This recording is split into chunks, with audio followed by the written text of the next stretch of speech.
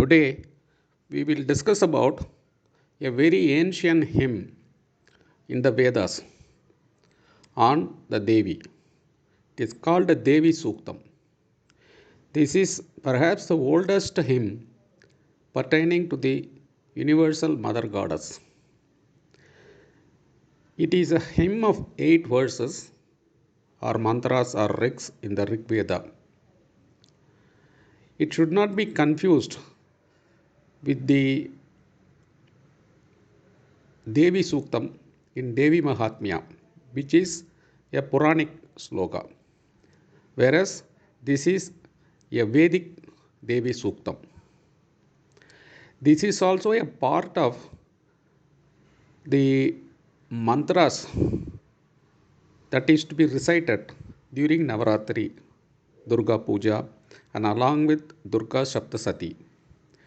In fact, in Durga Saptasati, Rishi Markandeya says that only on meditating on this Devi Sukta, the two main characters, namely the King Savarni and the Vaisya Samati, realize the Divine Mother.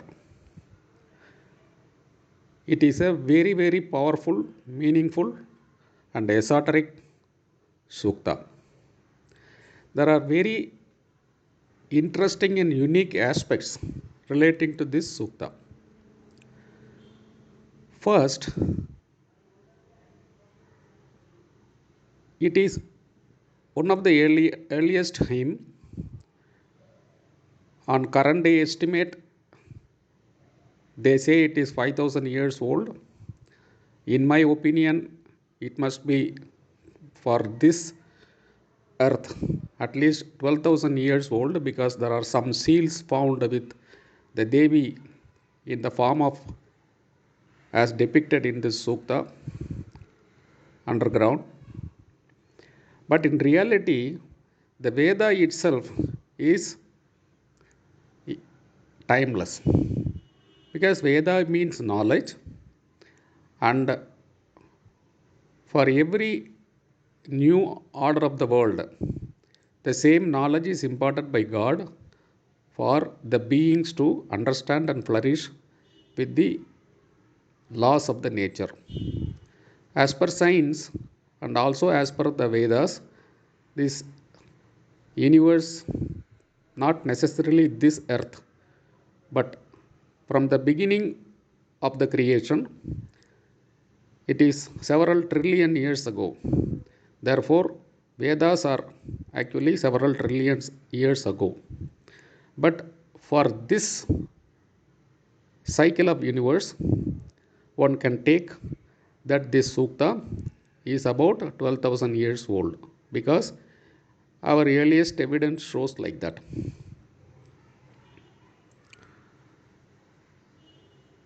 This sukta expounds the fundamental scientific principle that this entire universe emerges from one primordial source, and visualizes this power as a female energy rather than as a male energy. In Sankhya Yoga, it has been very clearly said that the male principle, consciousness, is aware but is inactive. It is only Prakriti, the female principle, which is active. It is the modification of the Prakriti that results in the universe and its various forms. Sankhya Yoga is about 1500 years old, whereas 12,000 years ago, this has been realized. This fact has been realized. Mother is the beginning of everything. That is why we call our language as mother tongue, our country as a motherland, our rivers are as Mata. So, mother or feminine principle is a fundamental source of all creations. This is getting established here. The second aspect is normally any sukta will be as expounded by a rishi, is a drashta. Whatever he sees, he is going to speak. He is going to speak as he sees on his behalf. But here is a sukta where the rishi speaks as a personal self, and then the sukta speaks as a primordial energy and also as the manifested divine energy. There are three energy systems. One is the source energy, as we called as Parabrahman. Second is the manifested divine energies of higher order called Devatas. And the third one is the manifested beings like human beings, animals, etc. So, three orders: the transcendental reality, the immanent reality, and the practical or transactional reality. This sukta is spoken from all the three angles. Devi is speaking as the primordial energy. Devi is also speaking as the various manifested divine energies like Adityas, Vasus, etc. And she is also speaking as the Rishi, the manifested human being. That is a very significant, important aspect of this sukta. The third thing is the drishta or seer of this hymn or the Rishi is a Rishika, a female Rishi, and her name is Walk. Now, the Sukta, in its inherent esoteric form, the Devi herself calls her as Walk. Walk means speech. Speech means vibration. Here, Devi says that she is the first vibration of the universe. We have elsewhere discussed that the universe arose on account of the first vibration of the Parabrahman when he desired to multiply. That vibration is the sound Om, that is walk. Devi declares here, I am the walk. In other words, she says that the Parabrahman desired, but it is I who is making things to happen as desired by him.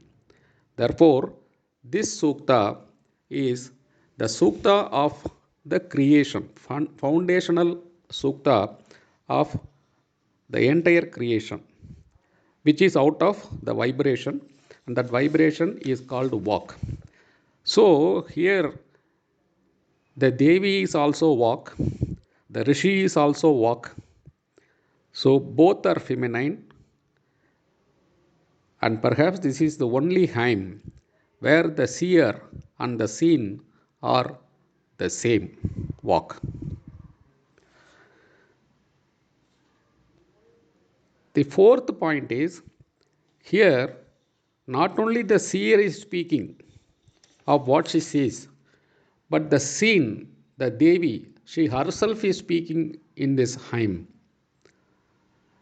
In the state of ecstasy, while the Rishi walk is saying what she sees, we are finding that walk the Devi, whom the Rishi sees, the Devi herself has started speaking. This is something very unique for any sukta. It is one such great sukta. The Rishika walk, that is the seer, lady seer, Rishika, Vak was the daughter of Ambrina, and so this Sukta is also called Vagambrini Sukta.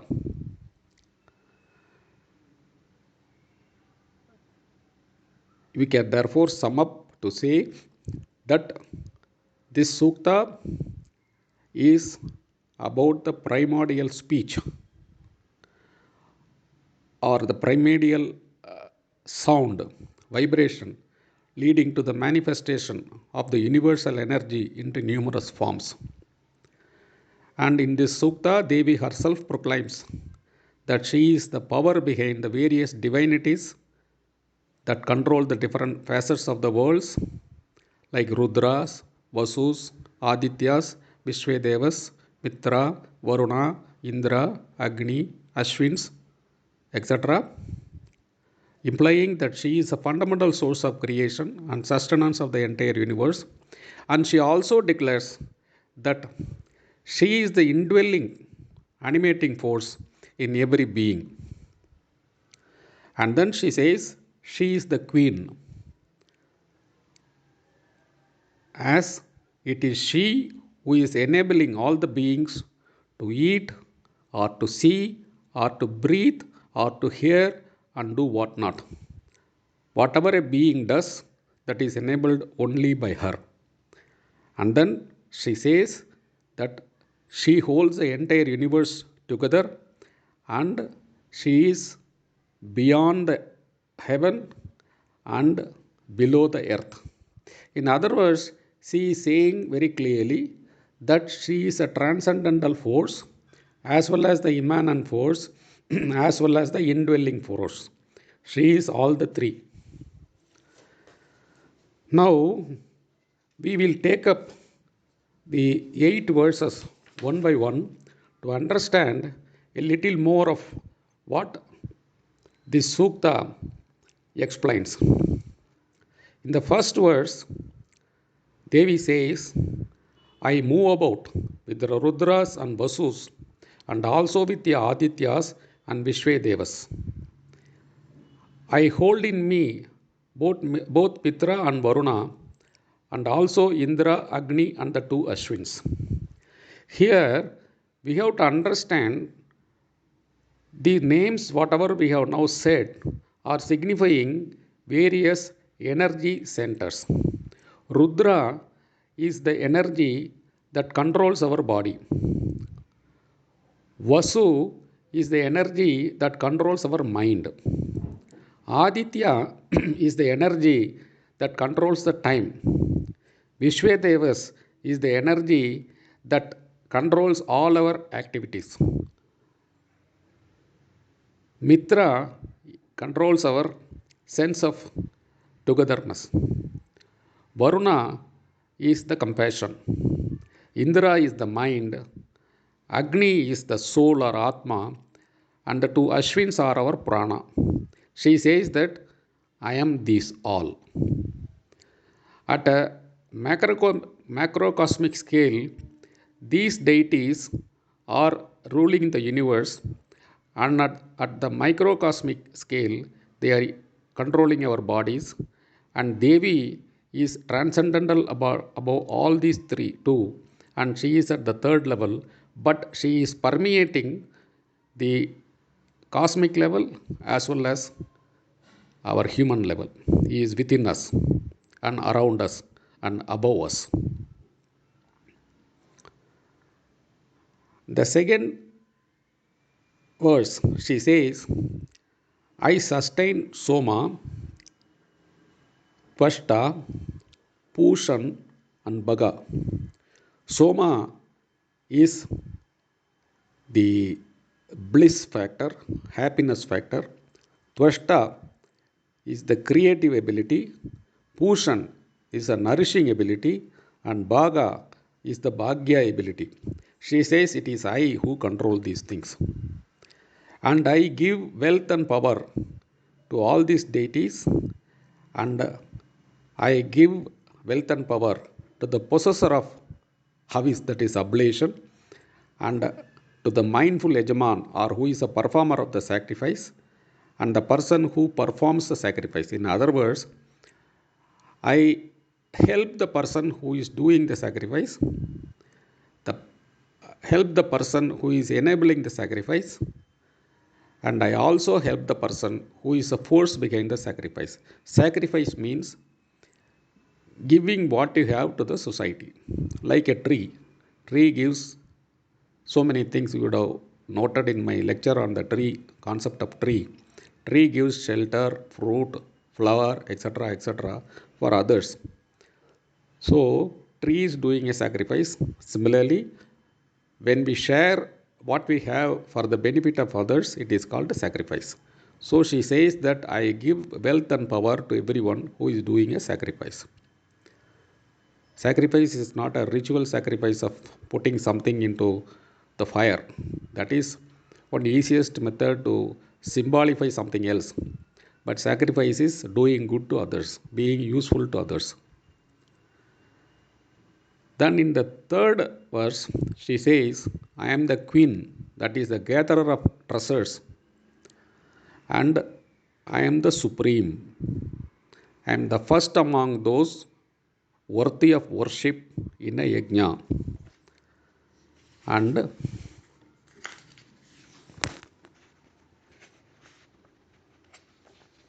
I am the God in all directions, and I am the abode for all the gods to reside in. All the gods to reside in. It she clearly indicates that she is everywhere and in everything, and everything is in her. She says very clearly that she is a supreme ruler of and controller of all material wealth, knowledge, and wisdom. And she is the first among the gods, and she is present in all things and in every part of the universe. And in the fourth verse, she says, because of me alone, one eats food, one is able to see, one is able to breathe, one is able to hear. Even if those who do not perceive me, I am within them. Only thing is, they don't realize me, that is their misfortune. And those who understand the esoteric truth behind what I am saying, they will succeed in life. I will help them to succeed. She says, I am the creatrix who is the controller of God and man and the nature. I am making this declaration and bold assertion that whosoever I wish, I will make him powerful. I will make him to become a Brahma, a creator, a Rishi, a sage, or a wise, a learned person. In other words, she says she will bestow her grace on whomsoever she wishes by granting them material and other benefits as they deserve. Here we have to understand what she is saying as what they deserve. So we have to make ourselves deserving for the Devi's grace. We will now discuss after a few minutes what we have to do to become deserving for the Devi's grace after completing the balance three verses. And she says that I bend the bow of Rudra for aiming the arrow for killing the hater of the Brahman. I arouse and make battle for the people. That is, I will fight for the welfare of the people. Here she says that Raudram is a part of requirement because to quell evils, one has to get this right anger. She says, I am behind that Raudra. I help people, whoever wants to fight with the evils, I help them fully. She says she helps both gods and humans in their endeavors, and she helps like she is helping Rudra, everybody who wants to fight for the welfare of good people. And then in the seventh verse, she says, I bring forth the Creator from the heaven and the Creatrix from the waters, that is in the deep cosmic ocean. And from there I pervade the entire universe and I make the creation happen.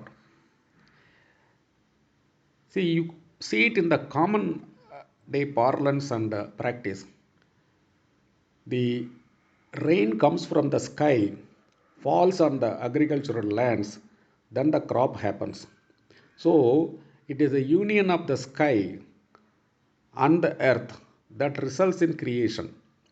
This is how the entire creation in the universe is happening. The union of the sky and the earth.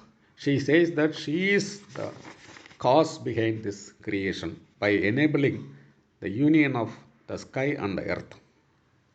And in the last verse, she says, I alone blow forth like the wind, giving form to the worlds and the universe. Now, this has to be compared with an analogy. Take a balloon. Balloon is just a flat piece. But if it has to become a balloon, someone has to blow air into it. Only then it takes the shape of a balloon. She says that I am the person who blows air into the various forms so that it becomes a form. She says that she is blowing prana into the beings when they take life, and it is she withdraws the prana when their time is over. In other words, she is the creator, sustainer, and annihilator. She says further, I am on the earth, in the heaven, and beyond the earth. When she says she is in the earth, she means all beings like us. When she says she is in the heaven, she means all the devatas like Vayu, Indra, Agni, Surya, etc. And when she says she is beyond the heaven, she means that she is the transcendental, primordial, Parabrahmam energy. She is the second side of the Parabrahmam. While Parabrahmam is the consciousness, she is the energy. And she concludes by saying that she controls the universe and she is everything. Now, if we can meditate on this, even for 10-15 minutes a day, you can understand that we, as well as all the things that we see and all the things around us, are emanation of the Parabrahmam or Devi. The moment we understand it, all our negativities will vanish. We will see everything in the correct way, and therefore we will not have any bad qualities within us which only impedes our progress. Now, in between, I made one statement that we will discuss it after the completion of the 8th verse. Devi has said, I bless those whom I want to. It is not a whimsical statement. What Devi tells here is, if a person make himself deserving, I am more than willing to bless him.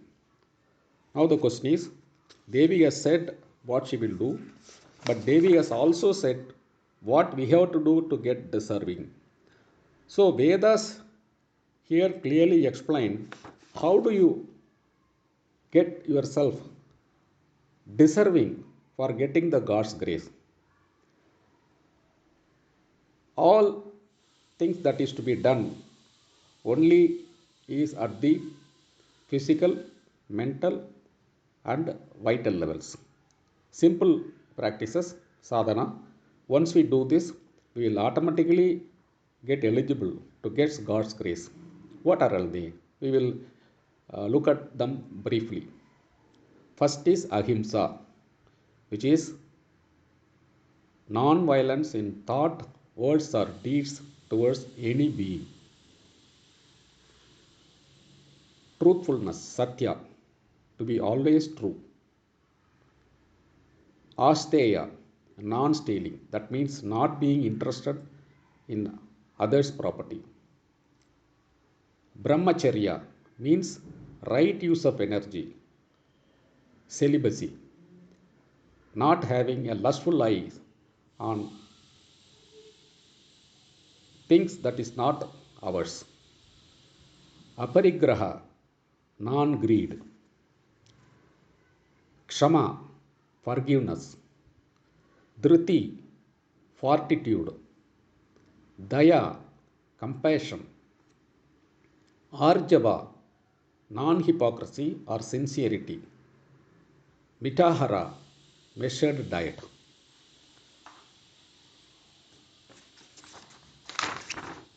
Saucha, mental and physical cleanliness. Santosha, contentment.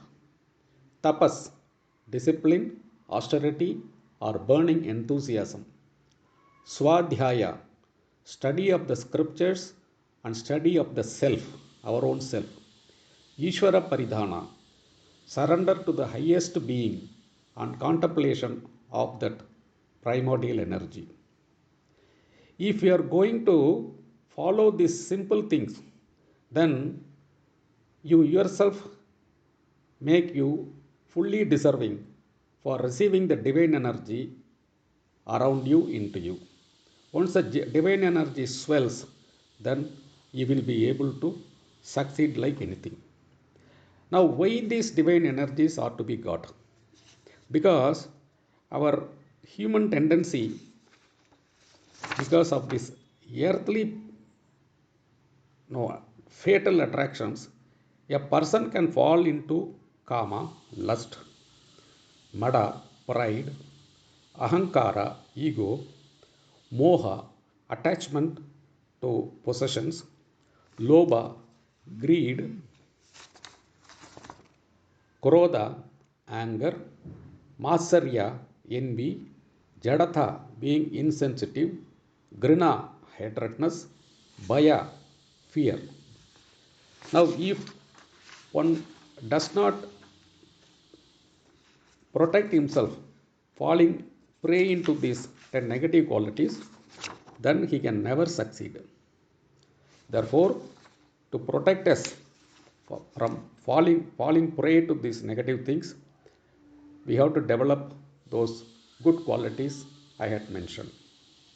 Now, they may look very lengthy, so many things we have to follow. To put it in simple terms, we have to follow the universal order or Rita. The Devi has created a universal Rita. That is why sun rises in time, seasons come in time, water flows down, Agni rises up. All these things are universal order. That is why there is a gravitational force, things fall down. As long as that universal order is maintained, Devi is going to bless. Similarly, we have a universal order cast upon us. What is that? We have to be virtuous and righteous in our thoughts, words, and deeds. Once we are clear about it, once we follow this, then we automatically fulfill all the things, the yamas and niyamas, and then we are enabling ourselves to be deserving the God's grace. There is no matter whether you believe in God or believe in nature, etc., etc. As long as you follow the rules, you will be bestowed with the God's grace. Now, mother says, I'll give you grace. That is one statement. But she further explains how she gives the grace. She says she will give you the thought power to think correctly and give you direction to proceed directly and ability to overcome your difficulties. She gives you mati, gati, and ability to overcome your vidhi. This is what she is giving, provided we are deserving. How does it happen? Now we have understood what we have to do. We have understood what mother has said. And now let us see. We have also seen what are all the things to be avoided. Now let us see how mother helps us to overcome these deadly things. She says she will help us to quell all the negativities by giving power and guidance if you are committed and genuine and deserving. For killing our oversensory pleasures, she says that she will give us power to invoke our conscious divine energy and enable us to wake up from the sleep of overindulgence in the material world. This is the story of Madhu and Kaidaba. If a person gets overindulged in material desires, he is going to meet with disaster. She says that if you are deserving, I will give you the right wake up call so that you can wake up from this material slumber, spiritual slumber, and then you can get over this over sensual attachment. And then she says, to kill your stupidity and vanity, that is Mahishasura, I will give you the power to consolidate all your positive energies, and therefore you are able to overcome your stupidity and vanity. And then she says that there are unending desires cropping up, the Rakta Bija. She says to overcome that, I will give you the ability of wisdom and the ability to practice this killing at the bud, at the nip, these unwanted desires. And she says to clear the unclear and smoky thoughts, that is the Dhumralochana, I will give you fresh air of positive thoughts and clear thoughts so that the negativities will be brushed away. And then to overcome this doubting syndrome of this or that, that is Chandamunda, she says, I will give you the power of concentration and power of guidance. And then finally, to choose the right things. Many times we do things thinking it is right, but it proves to be wrong. She says that I will give you the guidance to choose the right thing, the really right thing, by enabling you, throwing light on your way, and giving you the clear thought in your mind how to choose the right path. Further, she says to overcome the megalomania, I will give you the wisdom to realize that you are just an instrument and you are not the doer. You are doing as per the divine force and make you to follow the virtuous Nishkamya karma as clearly later on explained by Bhagavan Lord Krishna. And then very finally she says that to overcome your ego, I will make you to look at the vast nature and its huge potentials, before which you will realize you are a dust. Therefore, you will understand that your ego itself is only an instrument to perform, and you will realize that ego is your servant and not your master. What a practical guide Devi has told. That she says, I am everything in this universe. I am the creatrix. I am in you. I am in the universe. I am beyond the universe. I am animating everything. I am willing to give you everything you want to make you succeed in life, and all that you need to do is become eligible for it. It is like many government schemes. Government is willing to give many welfare schemes. It simply says that you have to be eligible for it. So here also Devi says, I am having a bounty of welfare measures for you, but you become eligible for it. And she has also told how we have to become eligible for it. It is not a mere statement. And after that, she has also told how I come and help you. Not just a vague statement, I will help you. She has told very clearly how she will come and help you. So this Devi Suktam is a very profound statement of truth embedded in the Vedas. I sincerely suggest all of us should meditate on this Sukta and make our life successful, happy, prosperous, and peaceful. Om Mahadevyai Namaha.